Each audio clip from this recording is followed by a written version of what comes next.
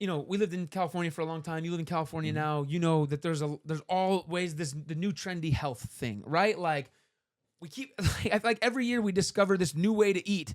And last year's new way to eat is now dumb because the new way to eat is so much better because science proves it, right? And I remember when I lived in California, everyone was a vegan. Everyone. Then everyone was on paleo. Yep. Then everyone. Yes, exactly. That's now everyone's on carnivore. Yeah. Wait a minute. Wait. Hold on. Trend. Y'all just took the jersey off and reversed it. Yeah. And what's even more funny too is like the church follows, because I feel like communion follows fast. these trends. Oh, but think about yes. like you go to churches now, there are so many, like at some of the bigger churches, there's so many kinds of communion. There's like gluten-free communion. I've never like, seen this like, a day in my life. I don't know. No. Are you serious? I'm so serious. There's gluten-free. I wish somebody would request some I've been gluten-free in churches communion. I've been in You churches, up for excommunication and church discipline. Okay, so I'm not gonna start man. calling out churches, but I've been in churches, bro, where there's gluten-free communion, sugar-free communion, because the juice, right? If there's sugar, Man, if you don't sit down and just take the daggone communion. Are you for real? bro, I'm so serious. Sugar-free communion? Oh, no. I would not work well on that stuff. Won't do it. I couldn't do it. They would, yeah. I don't mind saying, like, if I had it my way, I would love to see real wine in communion. I think that would be dope. Yeah. But outside of that, like, we're not coddling you and your... I remember one time we were giving people, it was non-alcoholic wine for communion. And we were in a small group, dude. And he was like, ugh, you got something different? This is bitter. And I'm like, you know what was also bitter? The death of Jesus, right? I'm like, if this you don't communion should drink taste this, better. Look, it's this big. And I'm like, yo, we got our priorities way mixed up here. You can't complain that communion doesn't taste good. That's like, that's man, dude, this wine busting. Like, yeah, that's we wild. missed the point.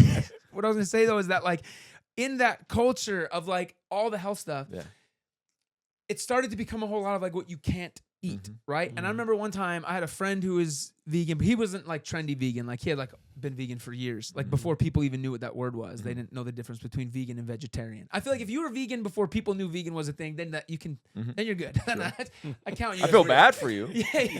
But so I remember I was like, okay, I'm just gonna try. So I'm always knocking this dude. I'll make videos like making fun of him. I was like, I'm gonna try and do the vegan thing. I knew all the things that I couldn't eat, but I didn't know what I could eat. And so for 2 weeks, and I'm not even kidding, because I was done. This was so foreign to me. I'd barely known this word. But for 2 weeks, I ate Peanut butter jelly sandwich. No, bro, spinach, raw almonds, and blue corn tortillas. Like this in my mind, I'm like, I don't know what else to buy at the store. Like everything else has all these ingredients. And I would mix it up in all different combinations. I'd have the spinach and then almonds. Sometimes I'd wrap the spinach in the corn tortilla, the blue corn tortilla. Oh my gosh. I just didn't know. Yeah. And I remember I was miserable at the end of the 2 weeks. I had actually gained weight because I ate so many almonds. Like I just almonds are really high in calories. I didn't know. Like, and I never felt full. I never felt satisfied. And then I dated this girl who also was a vegan, and she like was showing me stuff that I could eat, and she was making desserts that were sweetened without processed sugar, that were sweetened with like dates and bananas, and then she was making some stuff that I actually loved. Like I really came to love some of these plates. And what I realized was that when there was such a focus on what I couldn't do, I became overwhelmed and burnt out, and I wanted to quit so quick. But when I realized what I could do, and actually, I mean, look, at the end of the day, like I think that there's some really great things about the vegan diet, right? Some things that we can cut out that like, there was some stuff that it was very like life-giving. I felt like I was eating real food. And it wasn't until someone showed me what I could have to replace the bad stuff. That's good. And I think that sometimes we approach Christianity like a food trend, like, well, you can't do this, you can't do this. Everyone knows they shouldn't lie, they shouldn't be stingy, they shouldn't be greedy, they shouldn't be unforgiving, we know what we shouldn't do. And people try to not do those things, and they're sitting at home like, okay, don't go on that website, don't go on that website, don't do that thing, don't talk to a person like this, and they don't know what to replace it with. That's right. So they feel now extra empty because they're not satisfying their flesh cravings or their spiritual cravings because they don't know what to fill it with. They try reading the Bible, but they don't even really know how to apply. So like the idea of giving people tools of what to do, and we've noticed this again within Christianity, you start giving people actually life-giving tools. You start showing them how to walk with Jesus, how to have healthy community, how to have real conversations, why generosity is like fulfilling, inviting them into spaces where they give. Man, it makes all the difference in the world. And and to bring this full circle back to this book and some of the stuff that you're saying, what's really cool is you talk about writing this to the old version of yourself. It's like, because you had mentioned, I know that I was doing the checklist. I went to church and I didn't look at this and I didn't do this. This, I think, becomes now a tool to be like, how do I be a Christian and have dreams? That's right. And what do I, not just cut stuff out to exhaust myself, but because there is life-giving replacements, right? There are life-giving replacements. The same when I was eating all this junk, I was eating snacks and fast food and all these things. I didn't just like stop eating all of the trashy food. I was putting real food into my body. That's right. And my body now is coming alive. And I think that it's the same thing. We need stuff that's giving us life. And I think this is what's so valuable about, and not just this book, man. I think the way that you live, the way that Richard lives, it's like, I mean, this dude will show up at the drop of a hat for anything. Like I was like, literally, when did I call you? This morning. I was like, hey, dude, will you come over here in a Santa suit? He was like, cool, let me rearrange some stuff. Like he was like, that sounds fun and random. And so, and it's not just that, like it's multiple things. I mean, we've gone through a crazy year, gone through a lot of stuff. This dude's been there more than some people that I've known for a really long time. And I mean, same with you, bro. You were a super support. And there was one thing that I actually did. I don't remember if I read this, if I heard you say it. It was something about not seeing people as competition, but as collaborators. Is that collaborators? What it is? Yeah. And I've felt that, man. Like every time I've spent time with you, I'm like, man, I want to like go to thing and do stuff. You've been so incredibly helpful in every area, and I've been so challenged by that kind of stuff. And I think. No. I was gonna say, like, I think when we see the big picture of what God is doing, we're building His kingdom.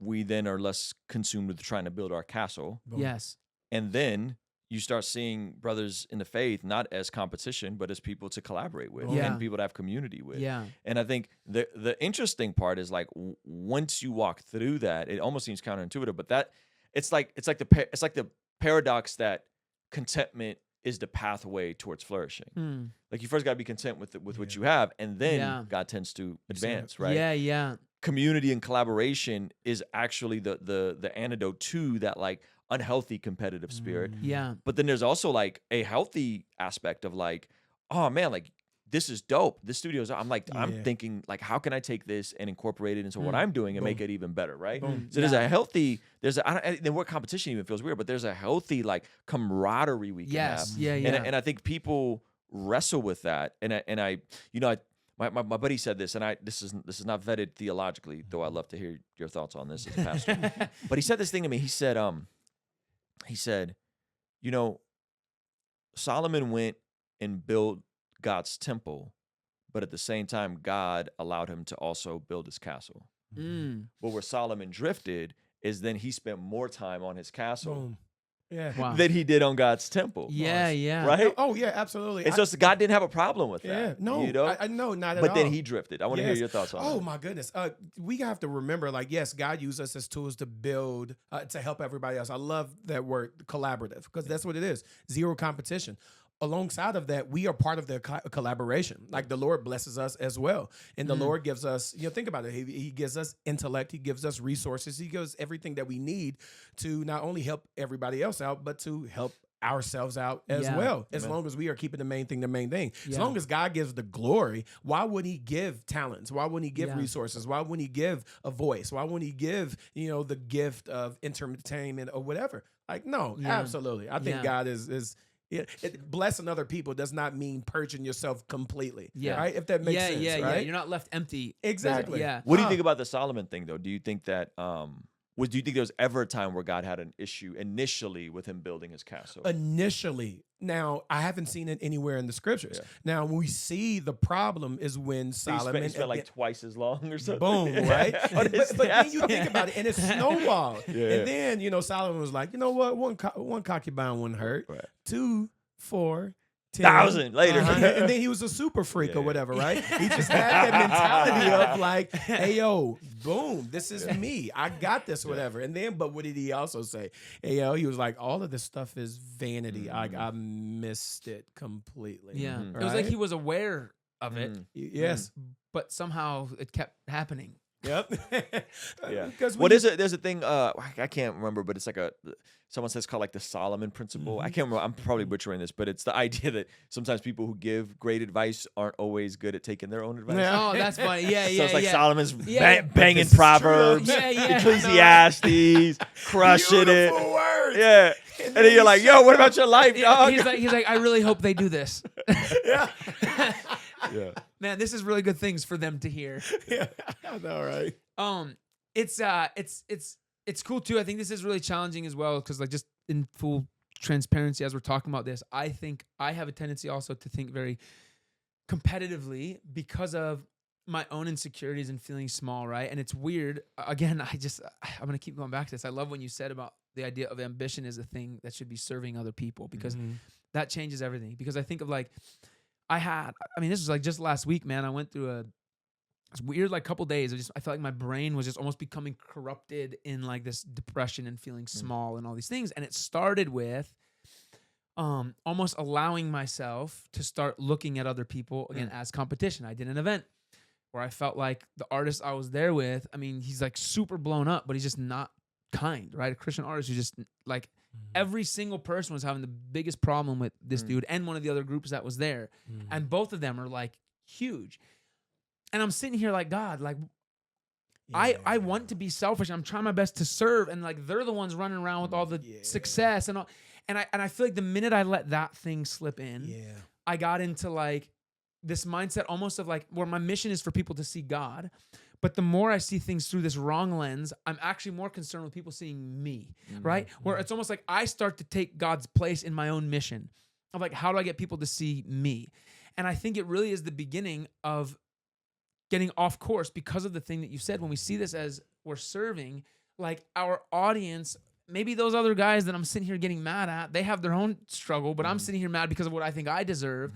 But when I think of it as like, dude, these are people we're serving together. Like my mission is for this audience to know Jesus. Their mission is for them to know Jesus, whether we're more Solomon than other people, right? Like preaching this thing, not living it out. At the end of the day, because we are a team, my job should then be to even serve them and encouraging them and praying for them.